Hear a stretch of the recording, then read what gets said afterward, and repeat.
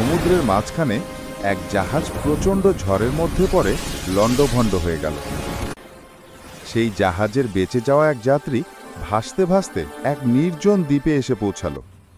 জ্ঞান ফেরার পর প্রথমেই সে আল্লাহর কাছে প্রাণ খুলে ধন্যবাদ জানালো তার জীবন বাঁচানোর জন্য।